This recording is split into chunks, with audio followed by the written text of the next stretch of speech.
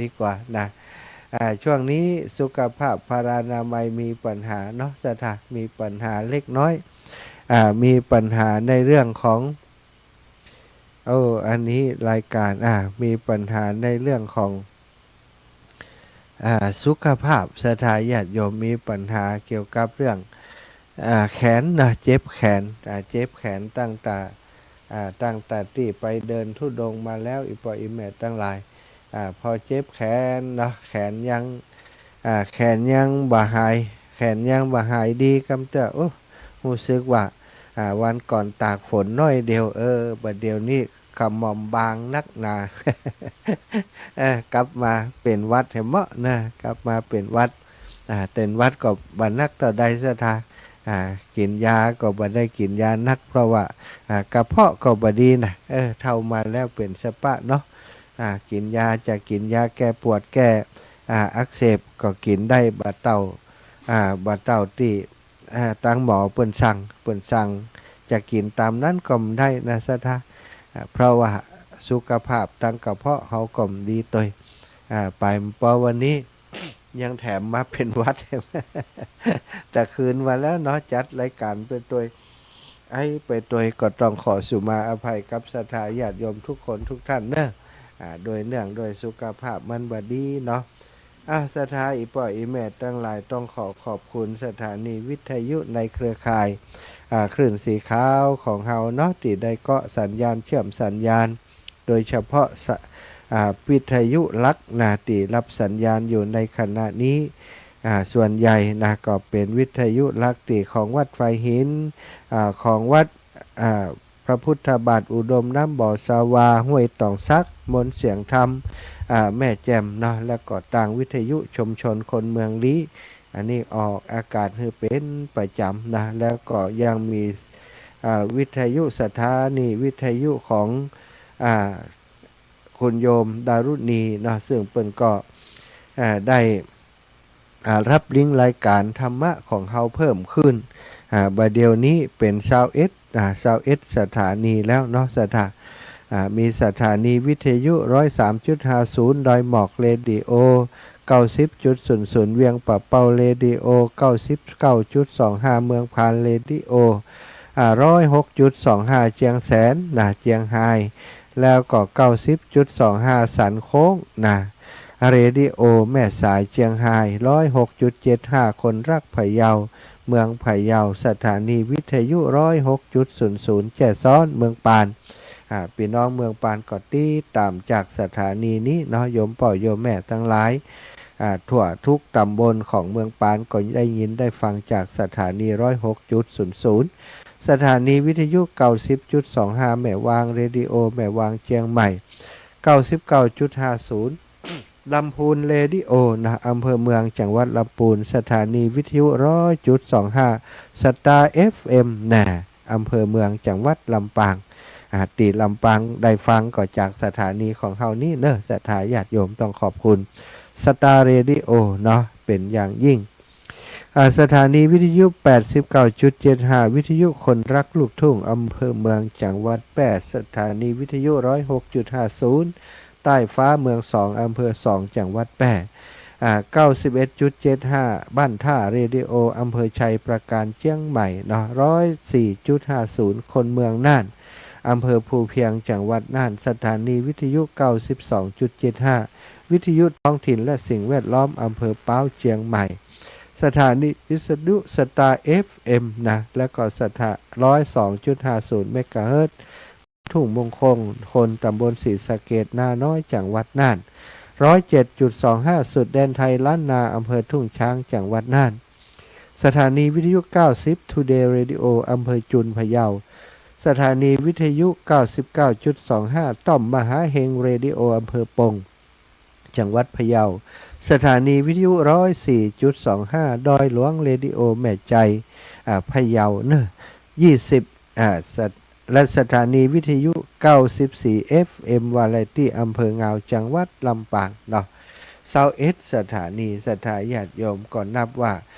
เป็นเศรษฐีใจบุญในทุนใจดีมีจิตใจที่ประกอบเป็นน้ำเป็นธรรมเนาะถ้าบ่อย่างอันแล้วคงบ่เสียสละ มอบเวลาให้กับตังครูบาอาจารย์มาจัดรายการเพราะว่าถ้าเอาไปทำธุรกิจนะ2 ชั่วโมงนี้นะก็เป็น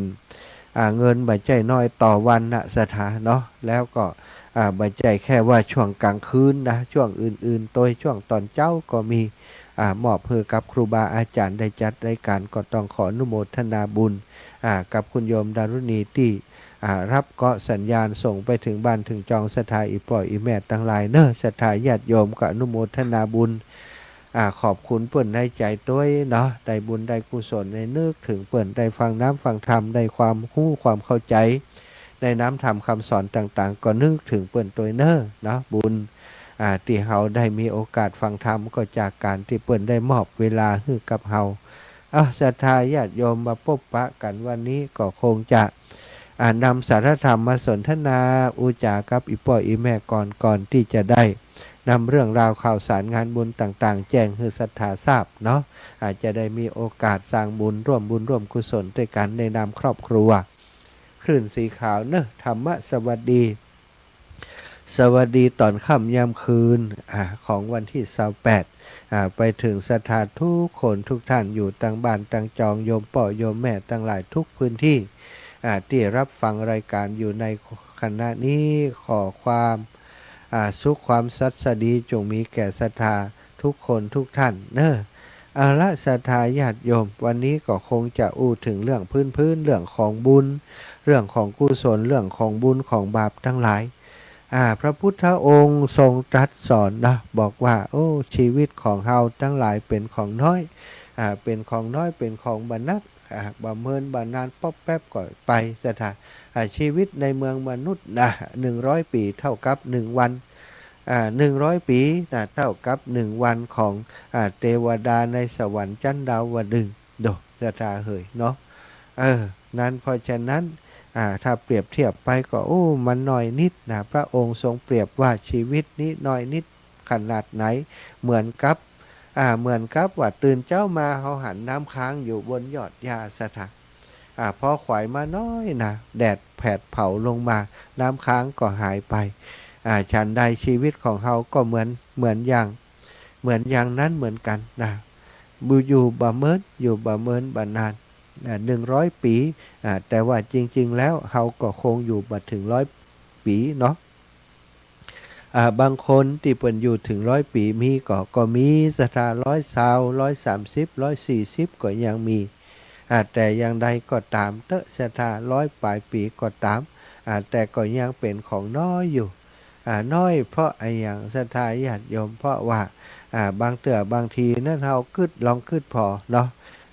เดี๋ยวก็ปีใหม่เดี๋ยวก็สิ้นปีเดี๋ยวก็ปีใหม่เดี๋ยวก็สิ้นปีป๊อบแป๊บป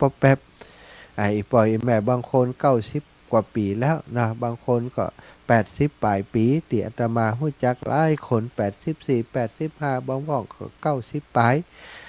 94 95ก็มีเนาะที่ยังฟังรายการอยู่นะฟังรายการได้อยู่นี่ปล่อยแม่ถามหลายๆคนที่อายุนักแล้วถามเพิ่นว่าชีวิตนี่มันเมินก็กำเดียวนี่บัดเดียวนี้พอ90 ปลายแล้วอาจารย์ว่าเนี่ยพอไปถึงจุดนั้นมันก็เป็นอย่างนี้แต่นะศรัทธาอาตมาภาพเองเนี่ยก็ป๊อบแป๊บเข้ามาก็60 ปลายแล้วบัดเดียวนี้ถือว่าเข้าสู่สังคมผู้สูงอายุเต็มตัวแล้วเนาะ63ถือว่าเป็นเข้าสู่วัยผู้สูงอายุก็เลยได้หันมัจจุราชได้หันเทวตูตบัดทักเตือนหลายอย่างแล้วสุขภาพเจ็บป่วยป่วยไข้เนี่ยมีง่ายเหลือเกินนะสปายโถงบ่ได้ก็บ่เดียวนี้เจ็บไหลอักเสบนะสถานั่นน่ะมันเร็วมัน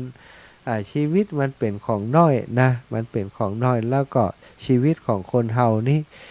มันเหมือนกับกองแห่งโรคภัยไข้เจ็บต่างๆถ้าเฮาบ่เข้าใจว่าชีวิตเป็นของน้อยแล้วบ่หันถึงโรคภัยไข้เจ็บต่างๆที่รุมเร้าเฮาตั้งอยู่ในความประมาทเนาะโอกาสในการจะสร้างบุญสร้างกุศลคุณงามความดีก็จะมีน้อยบุคคลควรรีบเร่งทำบุญควรจะห้ามจิตใจจากบาป เพราะเมื่อทำบุญจ้าไปใจก็จะยินดีในบาปเนี่ยสตา ในพุทธศาสนาจึงสอนว่าบาปทั้งหลายอย่าทำเลยนะเพราะว่าทำแล้วมันทุกอกทุกใจมันเป็นของฮ้อนนะ แล้วก็เมื่อเขาละบาปได้แล้วก็ต้องทำบุญถ้าเขาทำบุญจ้าไปนะสถานจิตใจของคนเขามีปกติมันจะไหลลงไปที่ต่ำเหมือนกับน้ำให้ปล่อยอิแมตตั้งหลายฝนตกบนดอยบนเขามันก็ไหลล่มลงมาที่ต่ำจิตใจของมนุษย์ก็เหมือนกันมันพร้อมนะมันพร้อมที่จะไหลลงไปที่ต่ำได้เสมอเพราะว่าที่ต่ำนั้นมันไปง่ายสถาเนาะอย่างกับคนที่ว่ายน้ำนะถ้าว่ายโดยไปตามน้ำมันไปง่ายหรอกแต่ว่าถ้าว่ายทวนน้ำเพื่อจะไปตั้งหน้านั้นมันไปยากสถาญาติโยมตั้งหลายเนาะยากการทำบุญเป็นเรื่องที่ยากยากสำหรับคนที่บ่เคยทำสำหรับคนที่ประมาทสำหรับคนที่บ่สนใจในการสร้างกองบุญกองกุศลแต่ว่าสำหรับคนที่เปิ้นมีบุญเนาะเปิ้นสร้างบุญสร้างกุศลมาอย่างต่อเนื่องมันก็เป็นเรื่องไม่ยากการที่เฮาเปิ้นห้ามจากการทำบาปก็เพื่อจะให้เฮาทำบุญถ้าเฮาทำบุญจ้าสถาบ่ค่อยทำบุญบ่ค่อยสำนึกเรื่องบุญเรื่องกุศลจิตใจของเฮาสุดท้ายมันก็จะไปยินดีในเรื่องของบาปและอกุศลต่างๆหากบุคคลทำบาปไปก็บ่ควรที่จะทำบาปซ้ำนี่เป็นพุทธภาษิตของพระพุทธเจ้าสถาห้ามบ่ให้ทำบาปแต่ว่าถ้าหากเขาเผลอไปทำบาปนะหรือว่าประมาทพลาดพลั้งไปทำบาปขึ้นพระองค์ก็บอกว่าถ้าหู้ว่าบาปที่สิ่งที่ทำเป็นบาปเป็นอกุศลเมื่อไปทำไปแล้วก็แล้วไปแต่ว่าอย่าไปทำซ้ำอีก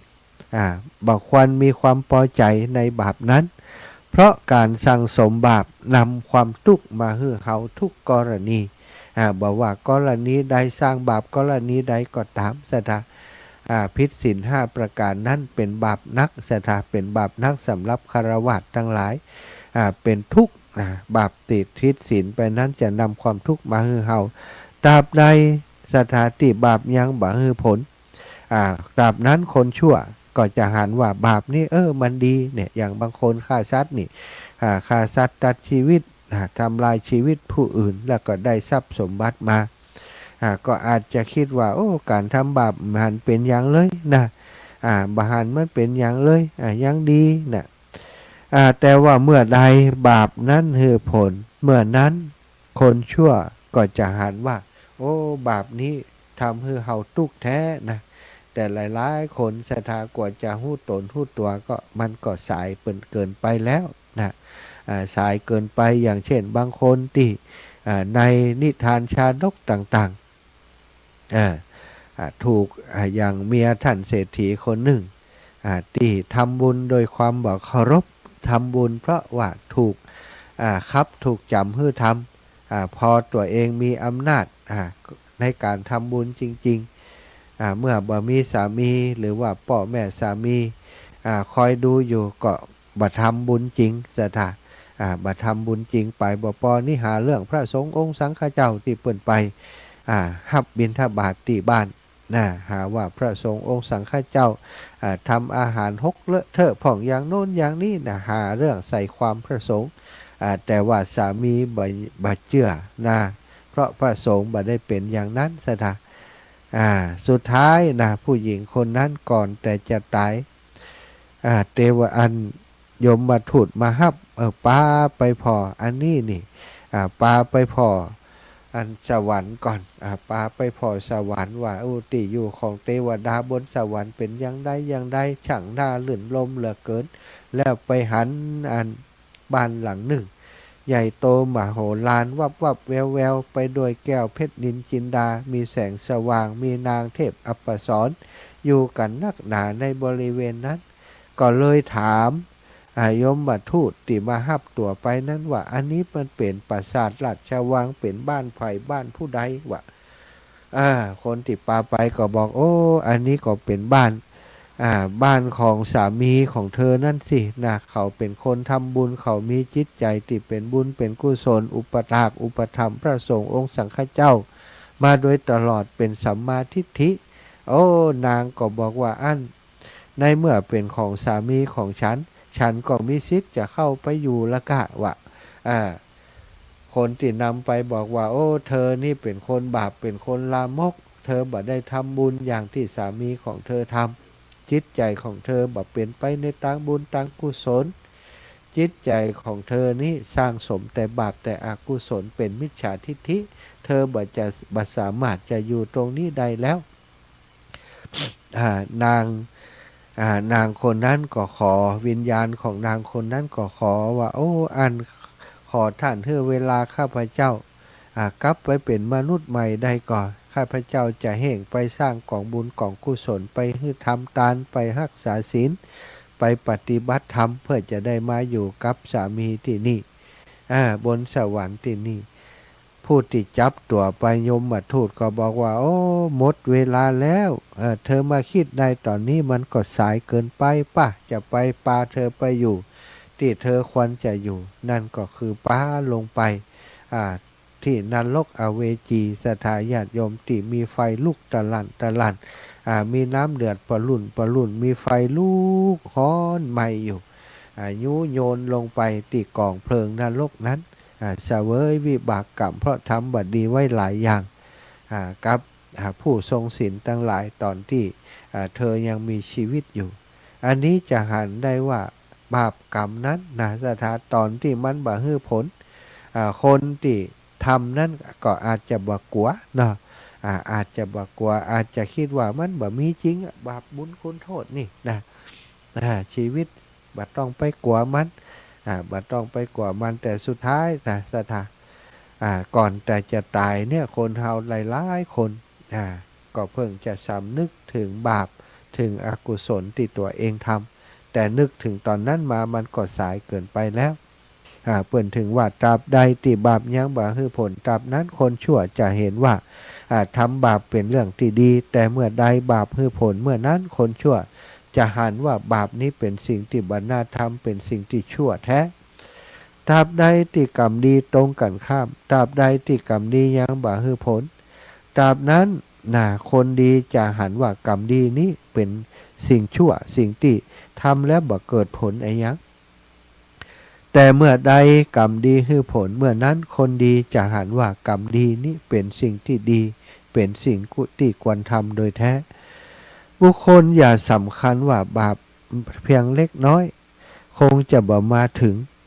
นี่ในข้อนี้พระพุทธองค์ทรงบอกว่าแม่น้ำหม้อน้ำยังเต็มด้วยน้ำติดตกลงมาทีละโยชน์ทีละจดได้ฉันใดคนพาลเมื่อสั่งสมบาปทีละน้อยทีละน้อยก็เต็มไปโดยบาปฉันนั้นเหมือนกันบุคคลอย่าสำคัญว่าบุญเล็กน้อยคงจักบ่มาถึงแม้หม้อน้ำก็ยังเต็มด้วยน้ำติดตกลงมาทีละหยาดทีละหยดเหมือนกันได้ฉันใดคนมีปัญญาเมื่อสั่งสมบุญทีละน้อยก็เต็มไปด้วยบุญฉันนั้นบุคคลควรเว้นบาปทั้งหลายดุจพ่อค้ามีทรัพย์มากมีทรัพย์มากแต่มีพวกน้อยควรจะหลีกเลี่ยงทางที่มีภัยดุจคนรักชีวิตหลีกเลี่ยงยาพิษทั้งหลายฉันนั้นโดยเหมือนกันศรัทธาคนควรจะเว้นบาปทั้งหลายเหมือนกับพ่อค้าที่มีทรัพย์มากแต่มีพวกน้อยเวลาจะเดินทางไปไหนก็ต้องระมัดระวังต้องไปในทางที่ปลอดภัยบางอันก็จะเป็นอันตรายต่อชีวิตของตนแล้วก็ควรจะเว้นบาปทั้งหลายเหมือนกับคนที่รักชีวิตอย่างเฮาทั้งหลายเฮาฮักชีวิตของเฮาบ่อยากให้ชีวิตนี้มันดาวดิ้นไปในวันนี้วันพรุ่งนี้เฮาหันยาพิษเฮาก็หลีกเลี่ยงยาพิษก็ฉันใดก็ฉันนั้นควรจะเว้นบาปเหมือนกับเฮาเว้นบ่ยอมเข้าไปใกล้บ่ยอมเข้าไปส่องเสพซึ่งยาพิษทั้งหลายยาพิษหากเขามีฝ่ามือของเขาเป็นแผลสถาบุคคลถ้าฝ่ามือของเขาบ่มีแผลบุคคลก็สามารถใช้ฝ่ามือนำยาพิษไปได้เพราะยาพิษจะบ่สามารถซึมเข้าสู่ฝ่ามือได้ฝ่ามือที่บ่มีแผลได้ เหมือนกับบาปมามีแก่ผู้บัทำบาปฉันนั้นเหมือนกันคนที่บัทำบาปบาปนั้นก็บ่เข้าไปสู่ร่างกายของตัวเองฉันนั้นเหมือนกันจะทาบุคคลใดประทุษร้ายต่อตนต่อคนผู้บัประทุษร้ายเป็นผู้บริสุทธิ์บ่มีกิเลสเพียงดังเนินบาปย่อมกลับมาถึงบุคคลนั้นซึ่งเป็นคนพาลอย่างแน่แท้ดุจผงธุลีอันละเอียดที่บุคคลซัดไปทวนลมฉะนั้นบุคคลใดประทุษร้ายต่อคนผู้บัประทุษร้ายเป็นผู้ที่บริสุทธิ์เป็นผู้บ่มีกิเลสทั้งหลายถ้าเราไปประทุษร้ายต่อเปิ้นไปทำลายเปิ้นสถาบาปก็จะกลับมาถึงบุคคลนั้นซึ่งเป็นคนพาลอย่างแน่แท้สถาญาติโยมทั้งหลาย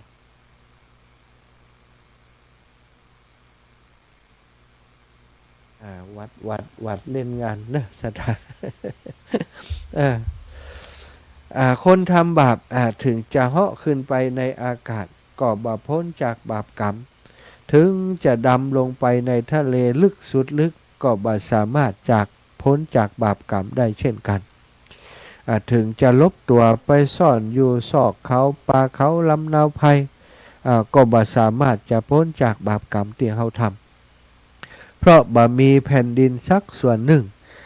ที่คนบาปยืนอยู่แล้วจะพ้นจากบาปกรรมนั่นใดฉะนั้น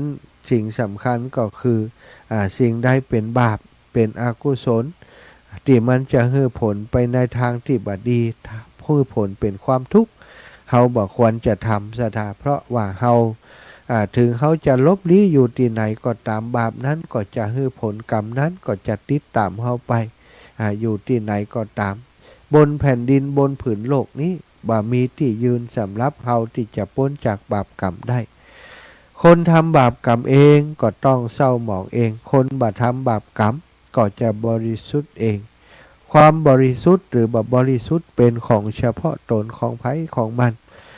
คนอื่นจะทำให้คนอื่นบริสุทธิ์หรือบ่บริสุทธิ์บ่ได้ตนแลเป็นที่พึ่งแห่งตนถ้าเฮาปรารถนาความสุขปรารถนาความสัสดีความเจริญก็บ่ควรที่จะทำบาปถ้าเฮาทำบาปแล้วตัวเฮาก็เศร้าหมองเศร้าหมองไปด้วยกิเลสเหมือนกับสัตว์ติดตกไปในหลุมขูดก็ย่อมจะเปื้อนขูดเปื้อนของสกปรกเหล่านั้นบาปกรรมสิ่งบดีทั้งหลายนี่คือความสกปรกคนที่ทำบาปกรรมเองก็สกปรกเอง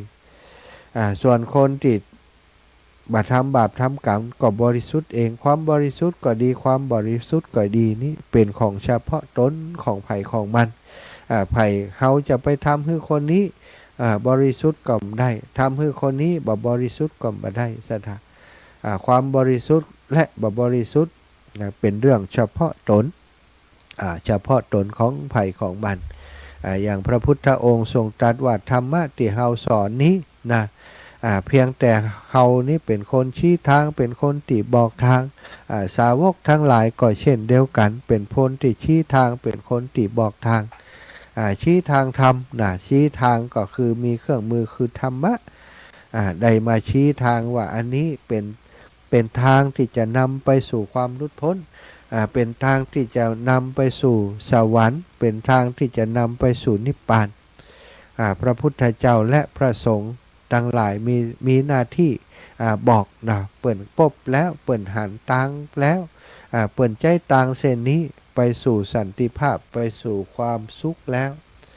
เปิ่นก็กราบมาบอกเฮาทั้งหลายว่าโอ้เส้นทางมันมีอยู่ถ้าเฮาทั้งหลายบ่ปรารถนาความทุกข์มันมีหนทางที่จะไปสู่ความสุขสันติภาพสงบเย็นได้อยู่ก็เดินตามทางนี้ตามลู่นี้เหมือนกับมีลู่วิ่งมีลู่ทางให้เฮาได้เดินแต่ว่าเปิ้นชี้ทางแล้วถ้าเฮาบ่สนใจบ่สนใจที่จะเดินทางนั้นมันก็ไปบ่ถึงมันก็ไปบ่ถึงเส้นทางหรือว่าเป้าหมายที่เขาต้องการหรือว่าบางคนก็เดินไปแต่ว่าแวะแหว่หันตลอดทาง จะไปเชียงใหม่นี่แวะขับข่วยเนี่ยศรัทธาเอาไปเอามาออกนอกเส้นทางไปอันนั้นก็บัดถึงเหมือนกันเนาะทางของพระพุทธเจ้าก็คือมักมีองค์8ที่พระองค์ทรงชี้ทรงแนะสาวกรุ่นแรกนะตั้งแต่ปัญจวัคคีย์ทั้ง5นะศรัทธาญาติโยมทรงแนะเรื่องของอริยสัจสี่ทุกสมุทัยนิโรธมรรคมรรคก็คือหนทางไปสู่ความดับทุกข์มรรคก็คือวิถีที่จะนำเฮาไปสู่เรียกว่าวิถีพุทธที่จะนำเฮาไปสู่ความสุขสงบเย็นอยู่เป็นมนุษย์ก็มีความสุขความสงบเย็นละจากอัตภาพของความเป็นมนุษย์แล้วก็ไปสู่ความสุขความสงบเย็นโดยบ่ยากแต่ว่าคนตั้งหลายนะศรัทธาต้องการความสุขแต่บัดแสวงหาความสุขก็มีนักหนาเนาะต้องการความสุขปรารถนาความสุขแต่บัดทำคุณงามความดียังเผลอสติไปสร้างสิ่งที่บดีไปทำความชั่วอยู่เนืองอย่างนี้มันก็ห่างไกลนะศรัทธาเหมือนกับคนที่ใจล้อใจเกวียนเดินไปทางหนึ่งและส่วนตัวเองเดินไปทางหนึ่งมันก็บ่บรรจบกันสักเตือมันก็บ่ไปถึงเป้าหมายของเขาสักเตือความตายบุคคลจะเหาะขึ้นไปอากาศก็บ่พ้นความตายอย่างที่บอกจะดำทะเลก็บ่พ้นความตายเฮาในเมื่อจะต้องตายเฮาถูกความตายครอบงำเนาะแผ่นดินสักส่วนหนึ่งที่คนบาปยืนอยู่แล้วจะบัดถูกความตายครอบงำนั้นบ่มีสัตว์ทุกประเภทย่อมสะดุ้งกลัวโทษทานสัตว์ทุกประเภทย่อมรักชีวิตบุคคลนำตนเข้าเปรียบเทียบแล้วก็บ่ควรฆ่าเองบ่ควรใจคนอื่นฮื้อฆ่าคนเลี้ยงโคใช้ท่อนไม้ไล่ตอนผูงโคไปยังที่หากินฉันใดความแก่และความตายก็ไล่ต้อนอายุของสัตว์ทั้งหลายไปฉันนั้นเหมือนกันโลกของเฮานี้ทุกวันนี้ก็ลุกเป็นไฟไฟแห่งราคะไฟแห่งโทสะไฟแห่งโมหะอยู่เป็นนิดทำไมเฮาจึงมัวหัวเราะร่าเริงกันอยู่ท่านทั้งหลายถูกความมืดหรือคืออวิชชาปกคลุมฉะไหนบ่แสวงหาดวงประทีปแสงสว่างคือยานให้เกิดขึ้นนี่อันนี้เป็นคำตัดของพระพุทธเจ้าวิธีที่สัตว์เกิดมาแล้วจะบัดตายย่อมบ่มีแม้จะอยู่ไปจนถึงวัยชราก็ต้องถึงความแก่ความตายเพราะสัตว์ทั้งหลายมีความตายอย่างนี้เป็นธรรมดาสัตว์โลกถูกความเกิดและความตายครอบงำอยู่อย่างนี้เพราะฉะนั้นนักปราชญ์ทั้งหลายทราบชัดความจริงของโลกแล้วย่อมบ่โศกเศร้าเสียใจศรัทธาเนาะอันนี้ก็นำสารธรรมมาฝากมาแบ่งมาปั่นให้ศรัทธาญาติโยมทั้งหลายได้พินิจพิจารณาไต่ตองดูเนาะบุญบาปกุศลอกุศลทั้งหลายต่างๆเฮาควรจะเร่งทำเฮาควรจะรีบทำหรือไม่อย่างใดเฮาควรจะละบาปฮื้อขาดเร่งทำบุญฮื้อมากในเวลาที่มันเหลือน้อยแล้วสำหรับชีวิตของคนเฮาอาตมาภาพเชื่อมั่นว่าทุกวันนี้โยมพ่อโยมแม่ที่ฟังรายการทุกคนทุกท่านอยู่ในขณะนี้เป็นผู้ที่ละขาดจากบาปกรรมอกุศลทั้งหลายแล้วเนาะมาสั่งสมบุญสั่งสมกุศลบ่ว่าจะเป็นทานอย่าบ่ว่าจะเป็นศีลบ่ว่าจะเป็นเรื่องของภาวนาเฮาก็สั่งสมอบรมทำให้มากขึ้นทำให้มากขึ้นทุกวันมันก็จะก่อให้เกิดความสงบในจิตในใจของเฮาทุกวันเช่นเดียวกันอันนั้นคือเป้าหมายของชีวิตทุกคนต้องการสันติภาพต้องการความสุขบ่ต้องการความเดือดร้อนบ่ต้องการความเบียดเบียนทั้งหลายเฮาอยู่ในโลกมีท่ามกลางความเดือดร้อนต่างๆความร้อนของไฟต่างๆไฟคือราคะไฟคือโทสะไฟคือโมหะที่มันเผาไหม้ประชากรโลกอยู่ในขณะนี้เฮาจะเห็นว่ามีการรบราฆ่าฟันกันเกือบจะทุกภูมิภาคของโลกเสียทีเพราะความหันพิษเพราะโทสะเพราะโมหะทั้งหลายที่ครอบงำทั้งที่ว่าเฮาเกิดมาแล้วบ่ใจเมินใจนานมาทำร้ายกันเข็นฆ่ากันเป็นเรื่องบาปเป็นเรื่องอกุศลบาปอกุศลเป็นสิ่งที่บ่ควรทำอย่างยิ่งเพราะทำแล้วคือผลเป็นความเดือดร้อน ตามมาเหมือนกับคนที่ไปจับเอาก่อนฐานที่มันห้อนลุกโชนอยู่ย่อมจะไหม้มือเฮาไหม้ร่างกายเฮาฉันนั้นเหมือนกันการไปเกี่ยวข้องกับบาปอกุศลทั้งหลายก็จะทำให้ตัวเฮาเดือดร้อนอย่างบ่มีทางที่จะหลีกเลี่ยงได้ส่วนการที่เฮาสั่งสมกองบุญกองกุศลก็เหมือนกันเหมือนกับเฮาเอาน้ำมาชำระล้างร่างกายของเฮาร่างกายก็สะอาดก็จะมีความเย็นมีความจุ่มความเย็นมันก็จะแตกต่างกันบาปเป็นของห้อนบุญเป็นของเย็นนะอันใดติดีสำหรับเฮาอันใดติเหมาะสำหรับเฮาก็เอาอันนั้นไว้หนักเนอะเวลาติเหลือน้อยนี้เอาละศรัทธาญาติโยมก่อนที่จะเปิดสายก็แปลงใจหาครูบาอาจารย์ช่วงนี้เนาะประชาสัมพันธ์งานคือกับเครือข่ายคลื่นสีขาวที่จะมีการหล่อเตียนในวันที่21มิถุนายน2568ณวัดแม่ห้องไคล้ตำบลแม่โป่งอำเภอดอยสะเก็ดจังหวัดเชียงใหม่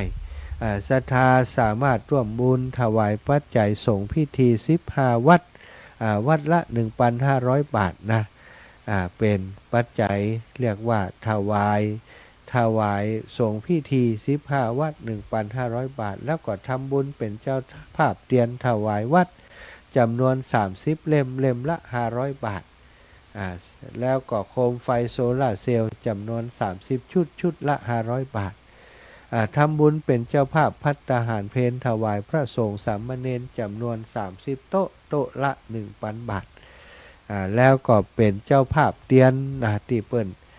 จะเอาไปหล่อศรัทธาตกแผ่นละ20 บาทศรัทธาจะเอากี่แผ่นก็ได้เนาะซึ่งศรัทธาสามารถโทรสอบถามรายละเอียดต่างๆได้ถ้าฟังรายการอีแม่ฟังวันนั้นอยากจะทำบุญทำบุญกับคลื่นสีขาวกับเจ้าภาพนะซึ่งเจ้าภาพก็คือเจ้าของสถานที่นะก็คือพระครูชลทานพิทักษ์ตุลุงแดงเป็นเจ้าของเป็นแม่งานในครั้งนี้นะศรัทธาจะไปหล่อเตียนติวัดเปิ้นดูแลเรื่องการจัดการทั้งหมดนะแล้วก็เลยมอบให้ตุลุงแดงดูแลเรื่องรายรับรายจ่ายอย่างต่างๆตัวศรัทธาจะให้หอมยัง 3-4 รายการนี้ก็สามารถโทรไปหาตุลุงแดงท่านพระครูชลทานพิทักษ์ได้ที่เบอร์โทรศัพท์081 796 4608 081 796 4608ศรัทธาจดไว้เนอะ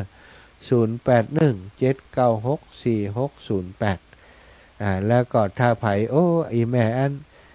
จะโอนสตังค์ไปให้เปิ้นเอาเลขที่บัญชีธนาคารของตุลุงไปบัญชีธนาคารชื่อธนาคารกรุงเทพสาขาดอยสะเก็ดธนาคารกรุงเทพสาขาดอยสะเก็ดเลขที่บัญชี486 0285 594 486 0285 594สถาน486 0285 594ถ้าจดตันอย่างใดเนาะก็โทรไปหาตุลุงนั่น081 796 4608ตุลุงแดงฮับสายแน่นอนเนอะสถานจะปูจายังจะเป็นเจ้าภาพยังสามารถร่วมได้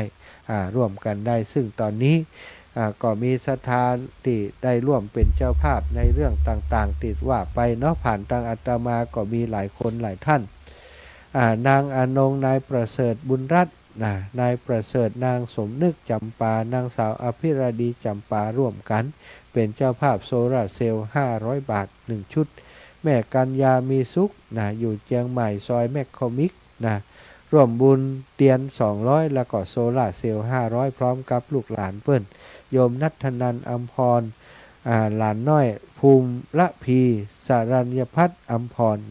แล้วก็แม่อุไรวันอภิธัญญากรอันนี้ถวายสมทบโซลาร์เซลล์แหม100 บาทแล้วก็โต๊ะจีนติผ่านตังอาตมาก็มีแม่มีชัยพินโยภาส1โต๊ะ 1,000 บาทแม่ย่าเล็กปวารีอินสวรรณ1โต๊ะ 1,000 บาทแล้วก็โยมแม่อมรวรรณเล้ากุลเนาะก็จะเป็นเจ้าภาพ1โต๊ะ 1,000 บาท เพียนเต้นต่างๆเนาะก็สามารถแจ้งชื่อเสียงเรียงนามมาได้เนอะเสถามีหลายท่านแล้วที่ให้หอมมาโยมน้องสมจิตอินทรวิจิตนะ5 แผ่น100 บาทแม่อุไรวันอภิธัญญากรบ้านศาลาหลวง3 แผ่น60 บาทแม่บัวไขกิ่งก้ามบันตา5 แผ่น100 บาทก็เป็นเรื่องเป็นราวไปเนอะแต่ละคนแต่ละท่านใครจะเอาอย่างก็แจ้งมาเนาะอาตมาก็จะจดชื่อเสียงเรียงนามแล้วก็ประกาศในโอกาสที่มีเอาละศรัทธาญาติโยมตอนนี้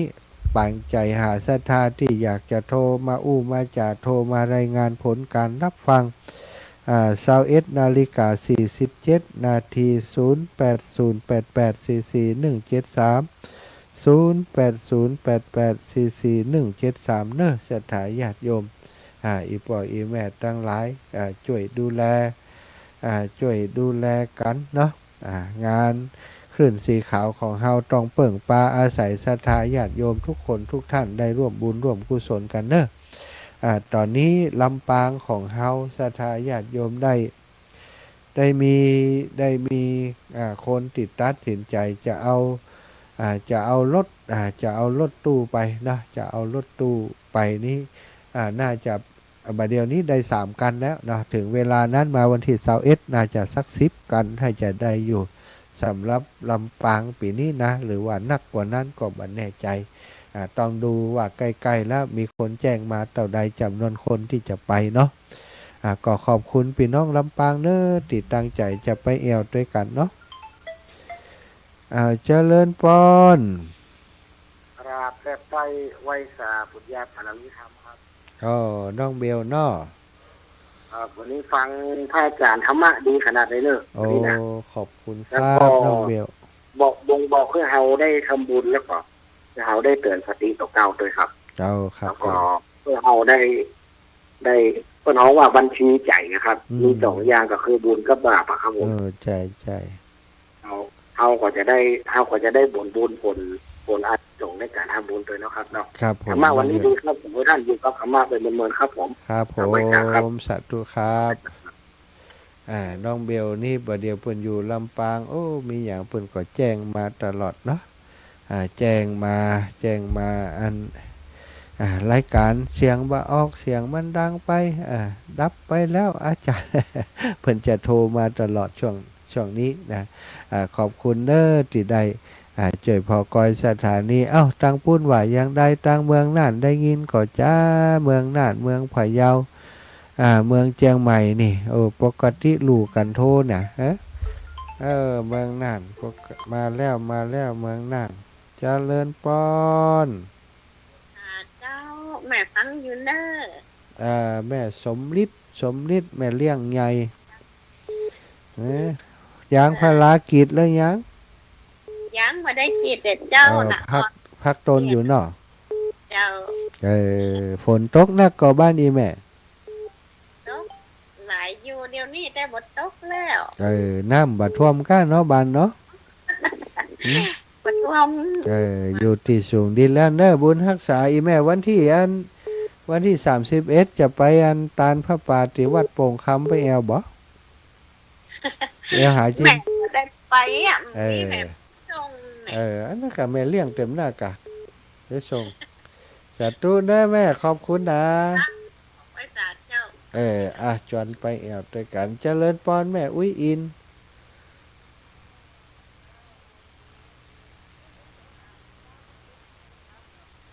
เจ้าแม่ใช่พ่อแล้วก็ไม่รู้จะแก้ฟ้าน่ะเจ้าเอาโซล่าเซลล์ว่าตู้ลุงแดงละล่ะโอนไปให้ตู้ลุงเลยแม่เนอะเจ้า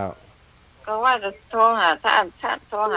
กับพี่เพื่อกลับ2 เจ้ากันนะเจ้าแม่กินยาแล้วพักแม่เดี๋ยวว่าไปไหนตู้ลุงแดงว่ามันอยู่ก้าวไปไหนบอกหรอกินยาแล้วพักแต่เจ้าปิดโทรศัพท์ทำปิดกับคนนั้นโทรมาคนนี้โทรมาเนี่ยเนาะเจ้าสาธุนะอนุโมทนาบุญแม่เนอเจ้าเจริญพรแม่ฉลาดแจ่ซ้อนไหว้สาท่านมหาเจ้าแม่เจ้า โอ้ย จอดผ้าป่าวันไหนก็ ปู่นี่แม่จะไปทอดพระป่าวัดตรงคำเมืองน่านบุญเอาไปด้วยกะ โทรศัพท์กับดีเด้อ หืมมันเป็น โทร ยั ศัพ ง ท์ดี โอ้จะได้มันดีเอา โทรศัพท์ชื่อใหม่กับแปลงบัดดีเหรอ โอ้แปลงมา ท่าน จั แปล ง งบัดจิตเลย ล่ะ เป็นหยังโห เอาอันนี้รถก็โทรศัพท์นำเจ๊กะ เจ้าโทรศัพท์น่ะมันโทรศัพท์บันเก่ามันดี เอาสาธุแมนเดอร์ เจ้า ขอบ สาธุ คุณข เจ้า อบคุณวันนั่นก็มาเอวหาการตานพระป่าด้วยกันนะแม่ฉลาดเจริญปอนแม่กาญจนาโอ้หายไปเห็นน่ะโยมแม่สุกแก้วศิลาพรโทรมาแหมไม่มาแล้วเจริญปอนแม่ เจ้ามาแล้วรอบสองวันนี้เต็มอิ่มไปเลยเด้อ เต็มอิ่มไป โอ้ เลย โหได้ฟังน้ำฟังธรรมตัวน่ะเต็มอิ่มไปเลยแล้วเนอะ เจ้า แม่เดียวศิลาพรนะเจ้าอย่าไปฟังเบื่อฟังนายฟังใกล้กันเด้อเด้อโทรรบกวนบ่อยๆนะเจ้า ไฟจะไก่ไฟหมูน่ะฮะขอบคุณ เจ้า อีแม่เนอะ กลับไว้สาเด้อมันผู้เกี่ยวโอนปัดจ่ายไปหาที่แผ่นที่เพิ่งนะเจ้า เจ้าได้เจ้าแม่ เจ้ากลับไว้สาเด้อสัตตุเด้อเจ้าเด้อเจ้า จะอนุโมทนาบุญเจริญปอนแม่กาญจนาชัยนลินทร์แม่กาญจนาครับแล้วยังได้โทรศัพท์อีแม่นี่แม่กาญจนาโทรศัพท์เป็นอย่างบ่ฮู้เด้อมันหายไปคนเดียวมันลุดไปคนเดียวมันนาทีช่วยติดรถบัสถูกน้ำป่าซัดที่ไหนฮึโอ้ยน่ากว่าน้ำป่าซัด40 ชีวิตติดอยู่ในรถบัสว่ะโอ้ตั้งใดหมูนี่ลงข่าวก็บอกที่ไหนตั้งใดหลายลุไอหมูนักข่าว ลงข่าวอย่างใดเนาะบอกกำกับว่าที่ไหนตั้งใดเจริญปอนได้ยินกะ เจ้าฮะ ได้ยินถึง2 เดือนนะอีแม่วาง เจ้า สาย ตะ ไป กี้แม่ก็ได้ยินรู้ถ่ายไว้เหี่ยวจะได้ นั่น เจ้า ก็ แม่จะโอนไปแล้วเนอะ50 บาทที่ว่าจะไปเมียงน่านเนี่ยเจ้า เจ้าน่ะได้เกิงแผ่นก็ลดนั่น ฮะ ได้เกิงแผ่นละลดแผ่นละ150 บาทก็ได้เกิงแผ่นแล้วสาธุนะขออนุโมทนาบุญแม่นะ 50แม่เจ้า ดีแล้วแม่ กลับไว้ ดี ตา แล้ว เนี่ย สั่งสมไปทีละน้อยบุญเจ้า เจ้า บุญรักษานะแม่ เจ้าขอบคุณเจ้า สา วัน ธุ ตา จ้า เจ้า ปันกันคนเล็กคนน้อยท่านอาจารย์กฤษพุทธอุทยานเชียงดาวสาธุครับ วันนี้ชัดเจนเนาะ มีชัดเจนดีเหรอ เชิญครับอากาศดีวันนี้ อาน อน กาศ หลับปี้ดับปิ้นเลย จ้า จัด บอก ตัว ญาติโยมทำมากระบุญทำบุญให้แก่มหาชนชาติทานปัญโยไม่ต้องกลัวไม่ไปไหนหรอก สาธุ อยู่ในกองธรรมพระพุทธศาสนา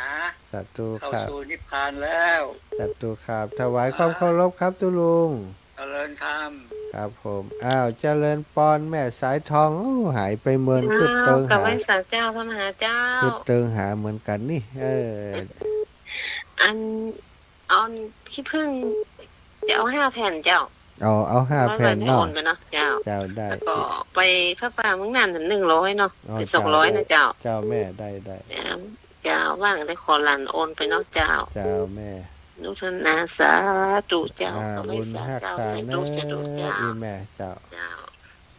เจริญปอนแม่มอมอินแก้ว เจ้าไหว้สาเจ้าพระมหาเจ้า สบายดีกะแม่ เจ้าได้โทร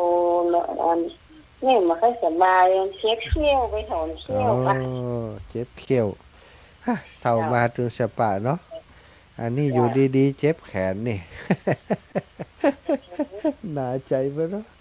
ไหนจะหายหืมหูนี่ วันละ เจ้าเจ็บป่วยนี่เมื่อว่าเจ็บที่ไหนมันตึ้มมวนเนาะแม่เนาะ เจ้าผมถอนเต้นนะ เจ้า เลยบุญรักษาเป็นกำลังใจให้แม่เนอะ เจ้า จ้าแม่มอมอินแก้ว แม่หม่อมอินแก้วศรัทธาญาติโยมจากหลายตีหลายแห่งเนาะพี่น้องบันโทพี่น้องบันแมลิบันโทนะแล้วก็ตังปุ่นเตรเนอร์พี่น้องตังอำเภอลีนะอำเภอชัยปราการแม่อายเมืองฝางนะทุกที่ทุกแห่งตังไผ่เยาตังเมืองแปะเมืองน่านทุกพื้นที่เนอะขอบคุณอนุโมทนาบุญติดตามรับฟังรายการฮือกำลังคิดฮือกำลังใจคนจัดรายการครูบาอาจารย์ทุกรูปทุกองค์มาโดยตลอดขอความสุขความสัสดีจงมีแก่ศรัทธาสาธุชนคนดีทุกคนทุกท่านจัตตารโอธรรมาวาทันติ